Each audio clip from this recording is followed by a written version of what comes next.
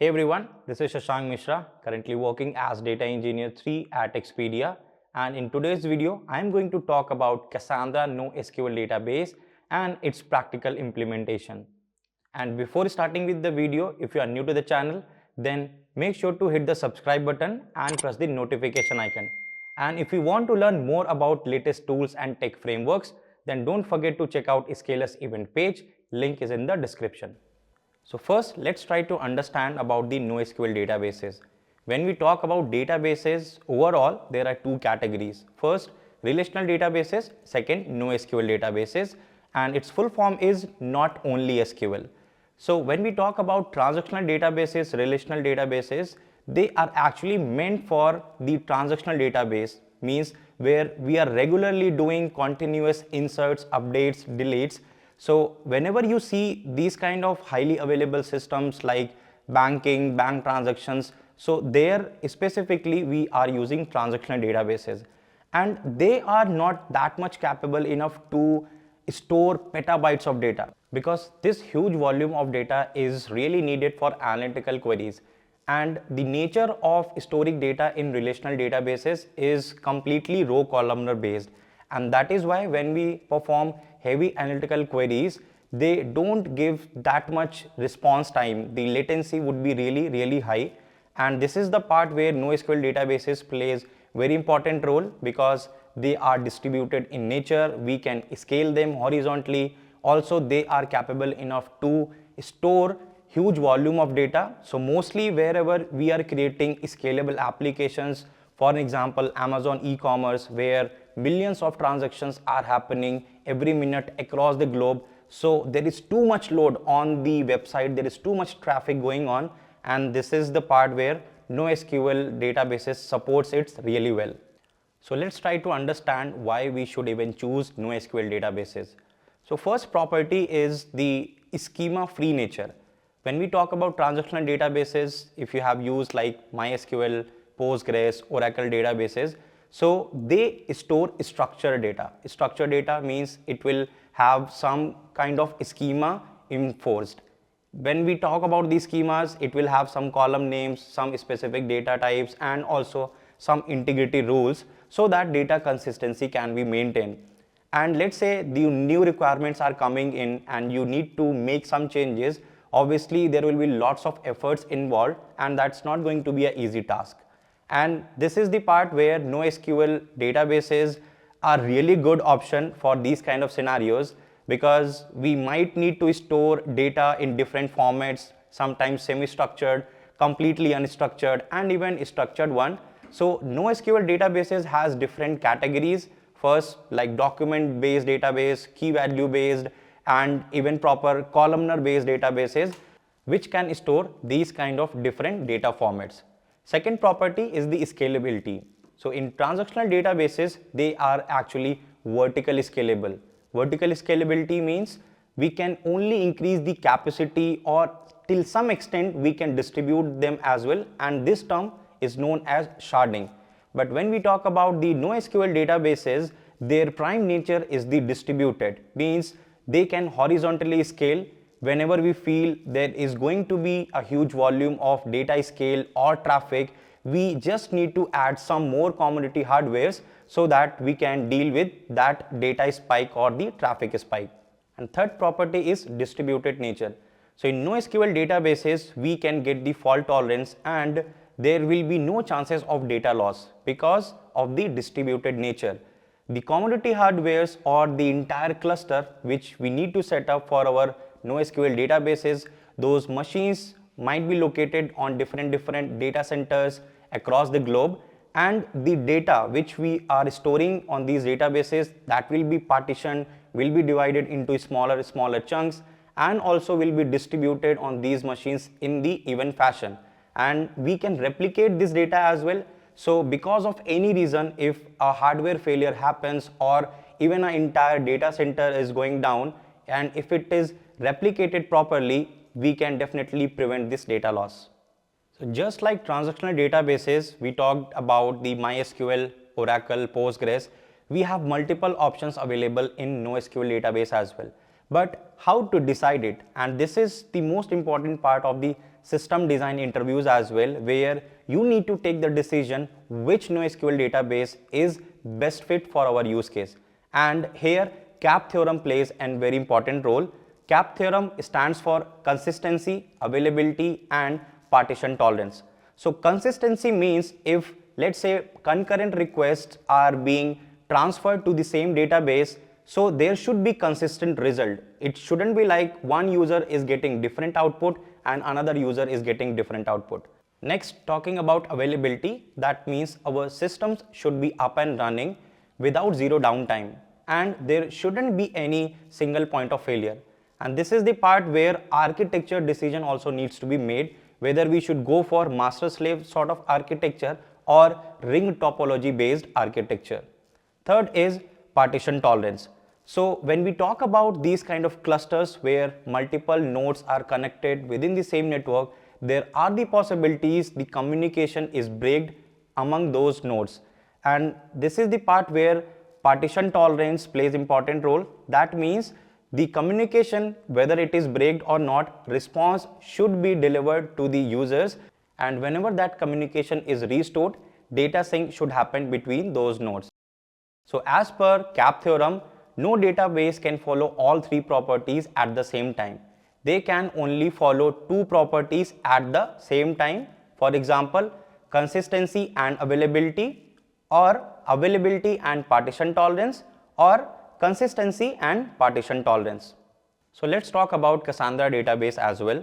So as I said in the CAP theorem, Cassandra lies in the property of availability and partition tolerance, and its architecture is basically not a master slave, means it follows the ring topology sort of architecture. That is why it is highly available, means there is no coordinator or there is no direct node which is managing the entire cluster. So by any chance, if there is any kind of hardware failure or machine failure, they can automatically recover, and there is no dependency on just one single node.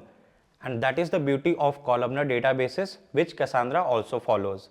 So that's it about the theoretical part, and let's try to implement it practically. And there I will show you how to set up Cassandra database on Datastax Cloud, and also how to perform Cassandra queries, which is CQL part, with the help of Python programming. So this is the database name we have given, Cassandra_demo, and don't get confused with this term database name, because as I said, Cassandra will be set up as a cluster, means it should have some working nodes in place which will handle the read and write request. So when we talk about database name, it is actually our cluster name. And there you can see this keyword, which is key space name, and you can relate this term of Cassandra with exactly how database we create in our relational databases. So for an example, you are setting up MySQL, transactional database service, in your system. First, what you do, you try to create multiple databases inside that one, and within database we create tables. So here when we mention database name, it is the cluster name, Cassandra cluster name, and the key space name which we will provide, that will be a database name which we are creating inside our Cassandra cluster. So let's give some name to it, key space test. So this is the key space we are going to create, and then we can see multiple options where we want to initiate our Cassandra cluster. Here all three cloud providers, Google Cloud, GCP, AWS, Microsoft Azure, and here you can read this notification, like we have got 3 free regions because this is the free plan which we are using, and here all the regions will not be available for us to access. So simply what we can do, we can use this Asia Pacific area, and in this one I would recommend to use this Mumbai region, which is eventually open for us to use. Rest of the are in logged position. So let's click on that one, Mumbai, India, and after that we can simply click on this create database part, and it will take just a couple of seconds to spin up the cluster and to activate it.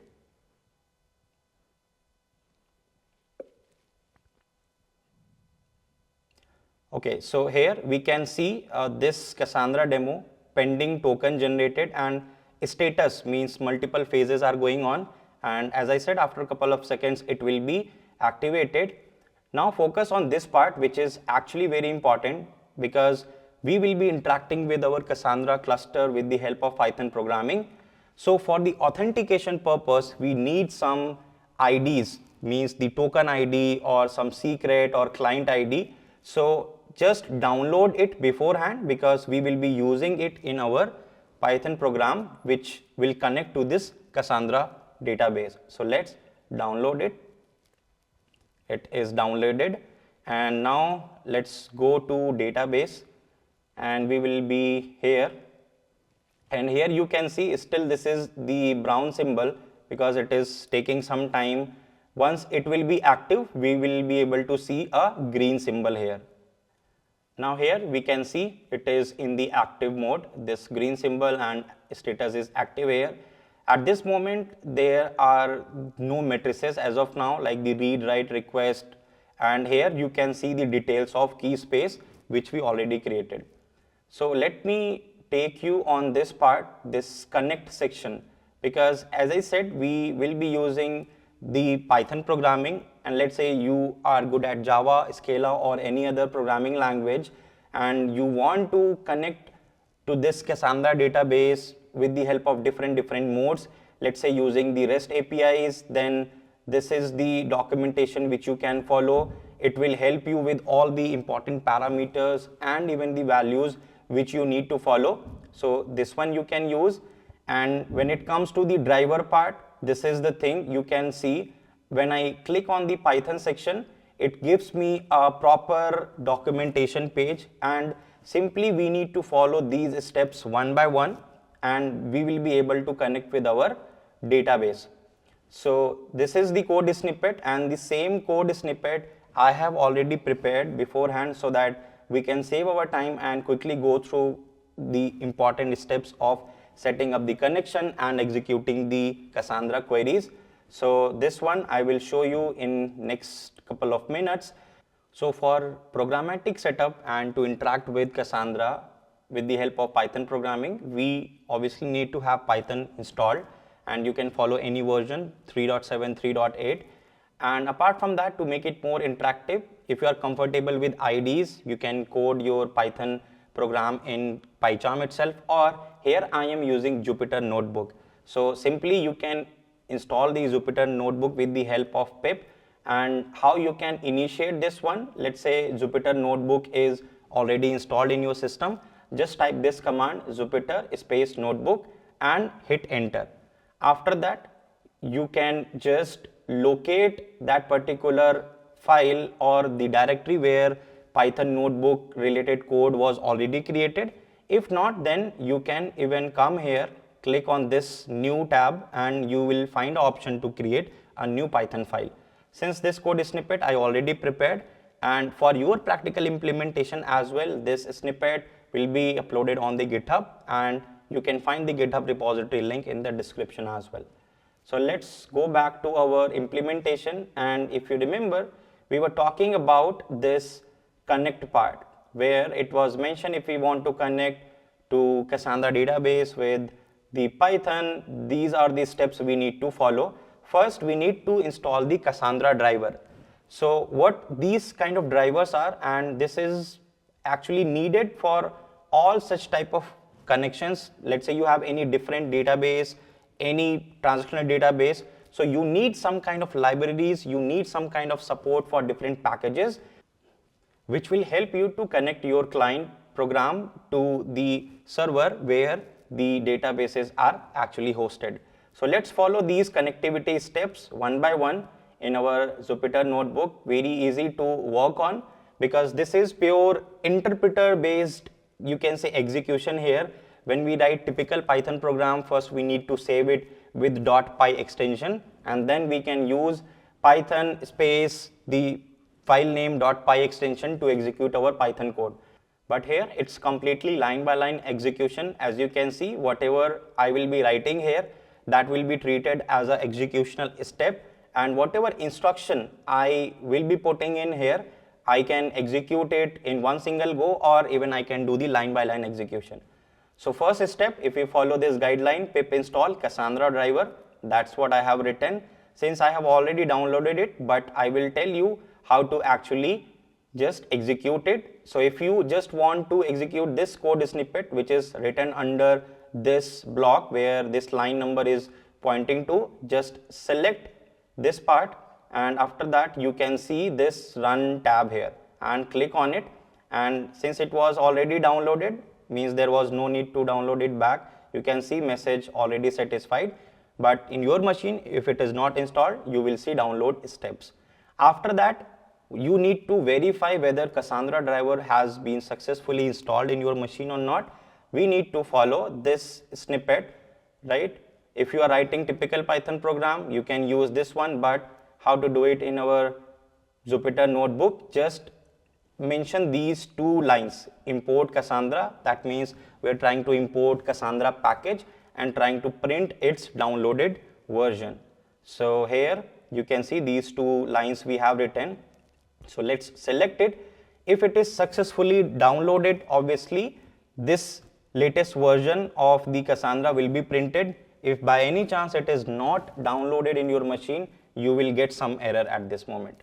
So let's execute it, run part, and here you can see 3.2.5.0 is published here. Now this is the important part. As we follow the guide, here it is mentioned in our code snippet, we need to mention this piece of code just to connect with our Cassandra cluster. Alright, so let's understand the step-by-step process.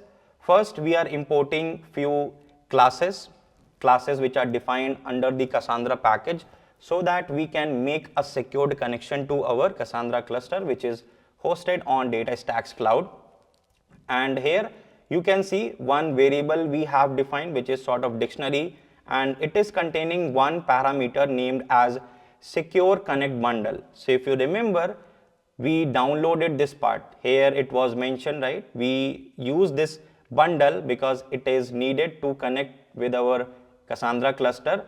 So we need to provide the absolute path for that zip file we downloaded. So at this moment there is no proper absolute path is mentioned. Why? Because let's say this code which I am executing, it is in particular folder, and if I place that zip file within the same folder, we don't need to provide any specific absolute path. But if you are not placing it in that particular directory, please make sure to apply the proper absolute path here. So first let me import that file which we have downloaded, or let me put it in this one. So I will go in my download folder, and here we can see this is the secured connect bundle we downloaded, and I will move it inside this folder Cassandra-main, which is actually using for this Jupyter notebook part which I am running right now. So here now within this directory Cassandra-main, you can see this file is available now. So this was the second part, and this is the third part where we are importing the plain text auth provider class from the Cassandra package, and this will be needed to mention the values of client ID and secret ID. So if we go back to this page here, when we were initiating our Cassandra cluster, then there was a message pop-up to download client ID and secret ID. So we will open that file, and also here we will see at which place we need to mention client ID. So first parameter will be client ID. After that, second parameter will be the client secret. So let's open that file which we downloaded here, Cassandra demo token. So let me open it, and here we can see first value, which is this one. Just copy it completely, and here we will paste it, the first part. So it is here. Now second part is the secret ID. So let's come here and copy this one. Let me expand it and copy this part completely. It is copied, and let's go back there and just replace the existing one with the current. we have copied. So we have pasted it this part as well. Now let's understand these two lines of code which has written here. So this is the cluster class which we imported. So cluster class helps us, or it acts like an entry point for our application to connect with the cluster, and that is why we are providing all suitable and important configurations like the client ID, secret ID, and even that secure bundle which we have downloaded. So here you can see this is a class which is accepting key value argument. First is cloud, means the bundle which we downloaded for GCP. Second is the client ID and secret ID. After that, once we created the object for cluster class, we can call its method which is .connect, and after this one, what we are trying to do in order to verify whether that connection was successful or not, we are trying to query the inbuilt tables within the inbuilt key space of Cassandra, which is system, and inside that one table is created which is named as local, because when we set up these databases, they also need some default configurations, they also need to persist some metadata, and for that one they use their internal key spaces. So just in order to verify it, we are executing this part. We created the object for the cluster.connect. So one session object, or you can say one session, will be opened between this program and the cluster where Cassandra is hosted, and after that we can call its execute method. Inside that one we are writing our plain SQL type of query. So when we talk about SQL, or when we talk about the Cassandra overall, it follows a different way of querying the things as well. From Python program, it will exactly feel like you are writing the SQL queries like select statement, alter, insert, these things. But when it comes to query the Cassandra tables from the terminal itself, it will follow a little bit different syntax. But here we can simply follow the SQL one. So select the column name release underscore version from system.local. After that, once this query will be executed successfully, what will happen? It will give us the output in the form of row object. Row object will be also an inbuilt class here when we query these kind of database tables. And from this object list, if we just want to look at few initial records, we can simply call its inbuilt method .1. So it will return us the first record, okay?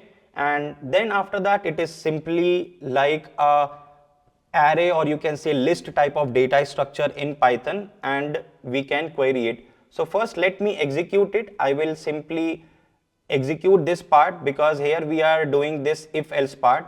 So by any chance, if there was empty result, it was an empty result completely, so what will happen? This variable will be initiated with none value, and we will not be able to call this one method, and it will be completely null type of value. So definitely this if else condition will fail, and we will be inside this part, and this message should be printed. So let's try to execute this entire block, and after that I will also show you this print row individually. So let's select this one completely and click on the run button. So here you can see it is throwing an error, means no such file or directory secured connect Cassandra demo 1, because this was the code snippet I was using earlier. So as per this one, right, we need to use this one, because our cluster which we have initiated, it is like Cassandra demo. So I'll simply copy this name so there is no mismatch on the file name part, and I will replace it so that there is no exception as such. Now if we try to execute it, awesome, we can see this is the successful result we are getting here, means it is printing something, some release version it has returned from the system.local table. And now if I just comment out this part completely, and if I just uncomment this section, so that you will be able to see how this row object looks like. So this one you can see row, and whatever is written in the parenthesis, so by any chance let's say we are querying multiple columns in this select statement, they will be here in the comma separated way, and this entire row object will act like a list for us. So different elements we want to access, we can access it with the help of the indexes 0, 1, 2 in this fashion. So that is why when we are doing this row and square bracket 0, so you can see this value which is coming out from the result, right? It is eventually placed on the 0th index, and again if I just comment out this part, uncomment this one and re-execute it, we will get that similar result. So this indicates that our connection is successful. That is why we were able to execute this query. After that, we need to understand a step-by-step process to use any key space, like the way we enter in the database, in transactional databases, then we will be able to create few tables, alter it, and all those typical commands. So what is the syntax for that one? This is the part we are putting it in the try and except, because these are the executional step and the programming step. So it's always better wherever we are performing crucial steps or we are just executing these kind of queries, they should be put inside the try catch part, so that if there is any kind of error or exception, that will be handled in this piece of code. So here you can see what I am going to execute now. This is the query I have written. You can simply relate it with the queries we write for MySQL databases, use, and this is the test key space which we created as a demo application, but the key space name we created for our Cassandra cluster and it is named as key space test.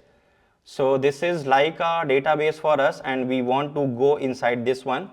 That is why use simply database name and then let's execute it. If this step will be successful, we will be getting this print statement in our output result. If there will be any exception while executing this query, we will be inside this exception box. So inside the key space test, I will replace it and let's execute this part. So here we can see this message has been successfully printed inside the key space underscore test. So this one is also executed. So now moving on to the next part, which is how to create the tables in the Cassandra. Alright, so it is also following the similar concept of the transactional databases, defining the column names, create table keywords. Along with that, we need to define the data types like integer. If we want to create anything for the string type of data type, we need to define varchar.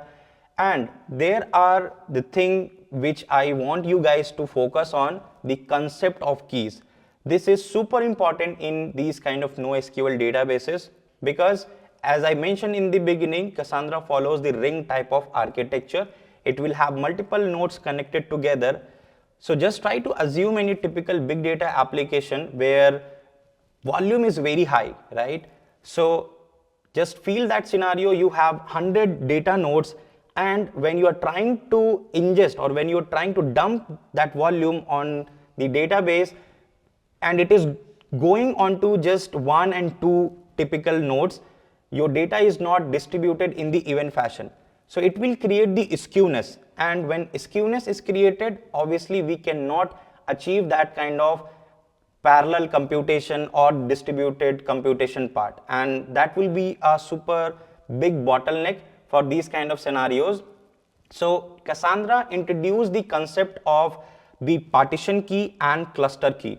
So when we talk about the Cassandra architecture, ring architecture, what it does, for each node, it will provide a token range. Token range is just like a hash value. So for an example, you have a data set where you are using employee ID as a primary key, or let's say multiple combination of columns which you want to use to generate unique tokens, because let's say you have only 4 or 5 data nodes in your Cassandra cluster and you have a token range of 150. So first node will handle the range of token from 0 to 50, second one will handle from 50 to 100 and moving forward so on till 250 part. So how these token values will be generated? For that one, partition key will be used. Partition key will be passed inside the hash function, and the hash algorithm which is being used in Cassandra, by default it's more 3, and it will generate that token, and Cassandra smartly will try to distribute the load on different nodes so that replication is maintained properly and our data is not skewed on the cluster. So if you look at the typical create table command, we are creating employee table, employee ID, employee name, salary, department, employee email, employee phone number, and in order to define the partition key and clustering key, so this is the syntax we need to follow. But before that, let me talk a little bit about clustering key as well. So clustering key is just like to support the quick read part, because let's say you have a huge range of the elements or the records to query, how quickly we can access it. So it's always a better strategy. Let's say our data is getting ingested in different partitions, and somehow if we can use few specific columns so that our data is arranged properly inside the partition. So what will happen, Cassandra will be able to just avoid all those big chunks of the data sets which doesn't lie inside that kind of range queries. And this is the part where clustering keys plays very important role. So while defining or creating our Cassandra tables, we can mention which column will be used as a partition key and which column will be used as a clustering key. So keyword will be primary key, and here inside this parenthesis, the first column which is mentioned, that will be used as a partition key, and after that comma separated sequence of columns which we are writing, that will be used as a clustering key. And for an example, if we want to use more than one columns, to use them as a composite partition key, so how we can write it? If we focus on this table, let's say I want to use employee ID and employee name as a composite partition key, then I need to define it in this way: employee ID, comma separated employee name, and also put them together in this parenthesis. So that is why this sequence will be maintained. So whatever we have put inside this parenthesis, this combination will be used as a partition key, and after that the next one will be used as the clustering key sequence. We can mention any number of columns we want. So let's remove this one for the time being and try to execute whether our table will be created or not. So let's execute this command, and we can see the successful message, table created inside the key space. So this is available now. Now moving on to the next step, if we want to alter something, we created a table and we want to change the data type, we want to add a new column, we want to drop any existing column, then what's the syntax we need to follow? Again, similar to the SQL queries, like alter table, table name, and if we want to drop a column, we can mention this keyword drop and the column name exactly. So here this employee email column we added, we can simply execute this query and it should ideally drop this column from email. So it should ideally delete this column employee underscore email from the employee table. So let's execute it. And after executing, we can see this small message has been popped up, column dropped successfully. And after this statement, let's say we want to execute another alter command where we are adding same email underscore email column with the different data type, which is text. So text is a data type here. Let's say we want to insert a huge paragraph itself, right? So this is the data type we can use in Cassandra. So let's do this one, and this is the syntax. Same we can follow, alter table, and this add keyword will be put here. So run, and after that we can see this message successfully column added. Cool. So far the select part, and also we can see this alter and even creating the table. Now moving on to this part where let's say we want to drop the table as well, right? So it will again follow the same concept like dropping a table from the transactional database like the MySQL. So the command is drop space table name, which is, and here we are mentioning employee. So if I will execute it, in that case what will happen, the table which we created earlier, that will be dropped completely. So drop command deletes the structure of the table as well. Apart from that, it will also erase the entire data. Okay, so this is the syntax we can follow. I'm not going to execute it, but in this similar way it will work the way we were executing different commands. Okay, so far the drop part is also complete. Now how to insert data into the Cassandra table. So following the same SQL pattern, we can use insert into command, and here we also need to take care of that rule. So let's say we want to insert values for all the columns present in the table. We can ignore this part where we are mentioning the sequence of the column, and we can simply mention the table name, and we can use this keyword values, and in the same sequence in which this table was created with this proper sequence of the columns, we need to mention these values as well, else there will be data type mismatch error. So here you can see this insert command we have mentioned. It is just reading all the columns in which sequence we want to insert the data, and after executing this one, means using the execute command, if we fire this query, our record should get inserted, right, with this help of this command. So if I execute it, here you can see this record inserted successfully.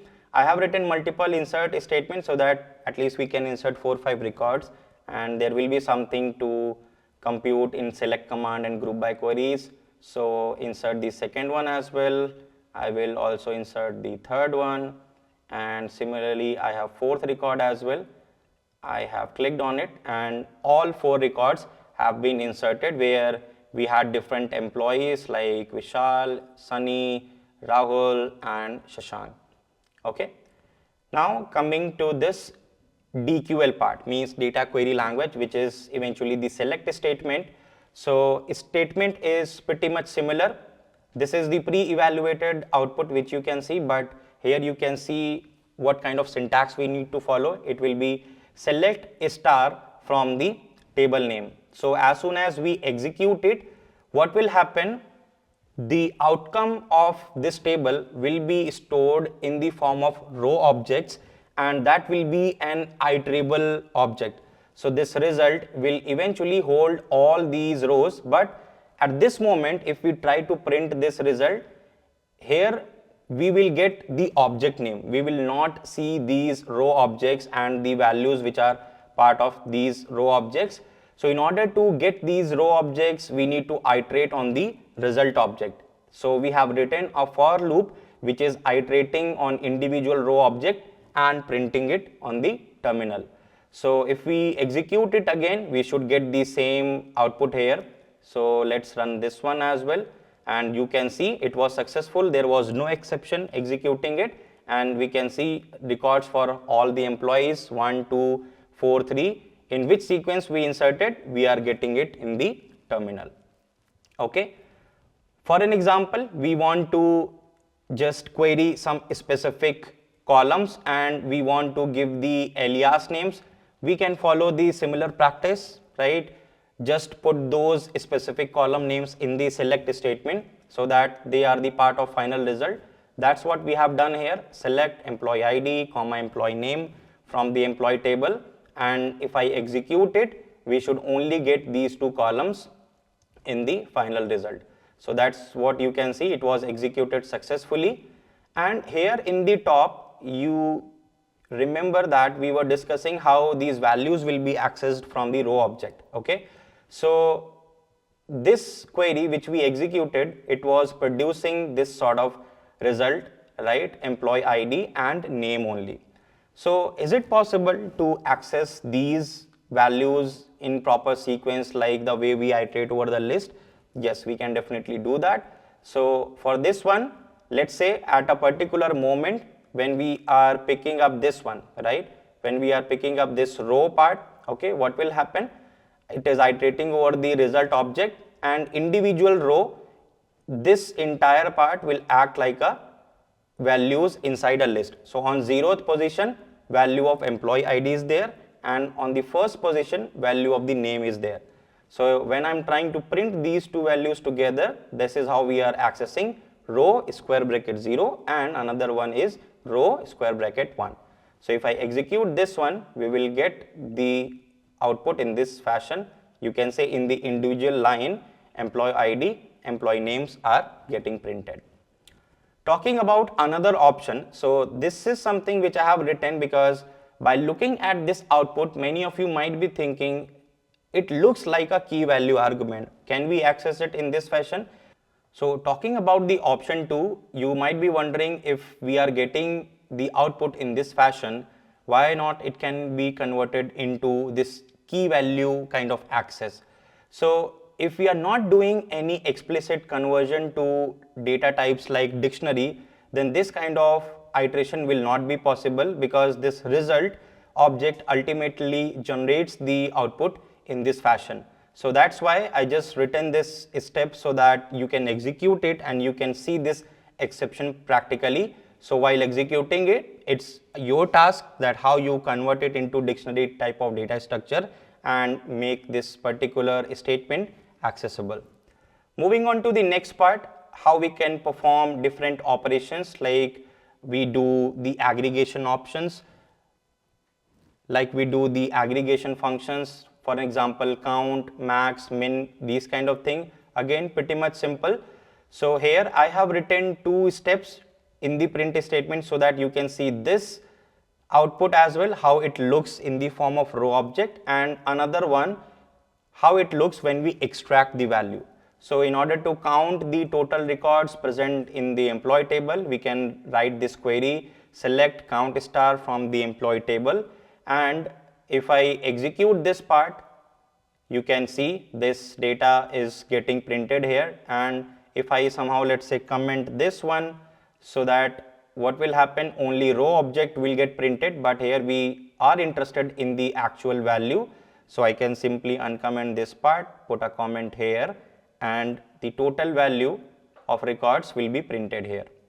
Similarly, if I want to find the maximum salary of the employee who are working in the company, we can simply write the query max and the column name for which we want to apply this aggregation function. And in the similar way, if I execute it and just run it from here, we can see this is the maximum salary we are getting as a output from this query. And here we can also follow the aliasing naming convention here, just use the as keyword here, and after that we can give any kind of name, for an example as max salary. So we can do it in this fashion as well, and if we execute it, we can see our output name of column is like this, max underscore salary. So other analytical options or aggregation functions you can also use, like min, average, standard deviations, these kind of things as well. Talking about the important part, when it comes to Cassandra, as I said, you can execute these kind of filter conditions where you have huge volume of the data and you want to just extract some specific chunk of data based on the filter condition. So this part is not as straightforward as the transactional databases, because here we need to take care of few important rules, because we have partition keys, clustering keys, indexings, and if we want to perform filter conditions on those kind of columns which are not even part of partition key or composite partition key or even cluster key, then how to do that and how to enable those options. Okay, so even here I have written these rules in detail. We will definitely write the examples for every single rule so that you can relate why any specific particular example will not work. Okay, so first rule, let's say we want to write a where clause for the SQL type of query on Cassandra cluster. So rule should follow these guidelines. If you are using the partition key column in the where clause, your query will execute completely fine. If you are using only cluster column, it will run exactly fine. And here the rule which is mentioned, if cluster column used in where clause, then it should always be used along with the partition key. We cannot use cluster column alone in the where clause. Similarly, let's say there is a column for which we have created an index as well, that can be used as a solo candidate in the where clause. Apart from that, right, if we are using any column, then we need to write this keyword allow filtering. Okay, first let me just remove this part and execute this query, and the query is where we are trying to filter the record where name employee underscore name is equal to Shashank, and employee underscore name is not a part of any of our keys. So let's try to do that. What will happen when I run it? So you can see this exception, right? It is showing that if you want to execute this query despite the performance, use allow filtering. So why this exception is coming here? Because as I said, that will be a performance bottleneck, because the way data is distributed over Cassandra cluster based on purely partition key and clustering key.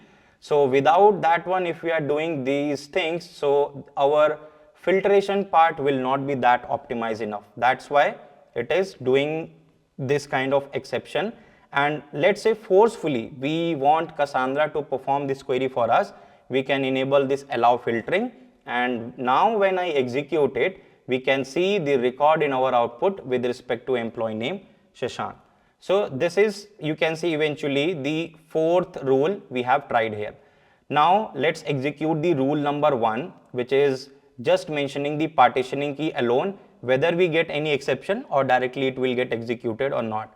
So employee ID was our partition key, I have mentioned here. Now if I quickly execute it, we can see it is running without any exception. Let's try to test the rule number 2, which is this one. If I use clustering column, right, what will happen if we are not using partition key and when we are using partitioning key? So here employee department, if you remember, this was our clustering key, and along with this one we have mentioned this employee ID equals to 1 with this AND operator. Okay, now if I just remove this part, right, and try to violate this rule, then what will happen? Ideally it will give us this exception, because in this case it is treating employee department as a normal column. Okay, so if we want it to work exactly like the partition key way we were doing, so we need to mention partition key as well in the filter condition, and now when we execute it, it is running perfectly fine. All right, now just for your reference, I have mentioned one thing, you can definitely try it as an exercise. So what if we have composite partition key? Composite partition key, I already explained this kind of syntax, like if we want to use employee ID and first name as a combination of partition key, so it will be declared in this fashion, and department name will be our clustering key. So how this thing will be executed if we have multiple partition key columns? So this will be a wrong query and this will be a correct query, and you need to give this answer in the comment section why. So first try it out practically and share your learnings and your observations in the comment section. Coming to the next part, which is related to the group by operation. So before this Cassandra version 3, or you can say until Cassandra 2.0, these kind of operations were not allowed on Cassandra, because Cassandra is not made for heavy analytical queries. It is there to store data on scale and in optimized way, and even to support the read request with low latency. And it is actually made for heavy updates where continuously we are writing the data in Cassandra cluster. So if we want to implement this kind of basic group by functionalities, whether it is available right now or not, so answer is yes. Means after this version of Cassandra, moving forward like 3.24 and 3.0, they have enabled this group by operation as well, but again we need to take care of the rules. So if you want to apply group by operation, how we can do that? we need to first follow the same fundamental, like in the select statement, we can use those column names which are the part of group by, and if there is any other column which is not part of the group by keys, they can only be used with the aggregation functions. Okay, so here first rule, if we want to apply group by, we can only use partition key in the group by part, and that's what you can see. Group by, we have mentioned employee ID and then employee ID comma sum of employee salary. Okay, so let's try to execute it, and it will give us the total summation of the salary which we have, right? And here when we execute this thing, we can see this is the output we are getting, and here the group is something which has been created for one record, and you can say we are just only fetching one record, or let me replace it with this for loop, so that group which eventually we have created, that is specifically for each employee ID. Okay, so let me copy this code snippet from here so that we can just see for each employee ID how much salary we are getting as a summation. Okay, so row in result, and here employee ID row 0 and sum of salary. So sum of salary, it will be row 1. Now if I execute it for individual employee ID, we can see, so let's say in the employee table, if entries are made for same employee multiple times, we will get the total sum for each employee ID. Similarly, the second rule is basically if we are using cluster key, right? So what should be the proper sequence? Cluster key column is used, then follow the actual declared sequence in the primary key. So the way we have declared the sequencing of partition key and the clustering key in our create table statement, if we are supposed to include this cluster key in our group by statement, we need to follow the same sequence. Means first we need to mention the proper sequence of partitioning key, and then comma separated we need to mention the clustering key. So similar thing, you can see employee ID comma employee department we selected in the final statement, and then we are calculating the sum of salary. So let me again copy this same for loop part, and when I paste it here and I execute it for each of this employee ID, we can see, and this is not the sum of salary part, it will be actually the third column, because in our output there are in total 3 things. So let me replace it with the employee department, and the third, or you can say eventually in total the second index, it will be our salary part, right? This is exactly we wanted to get in our final output. So as we saw in today's video, we covered how to set up Cassandra on Datastax Cloud, and how to set up connectivity between Python program and Cassandra database. Also how to execute queries on Cassandra tables. And if you find this session informative, then feel free to hit the like button and subscribe to our YouTube channel. And if you have any query or any doubt, put it in the comment section. We'll be happy to answer, and I'll see you next time.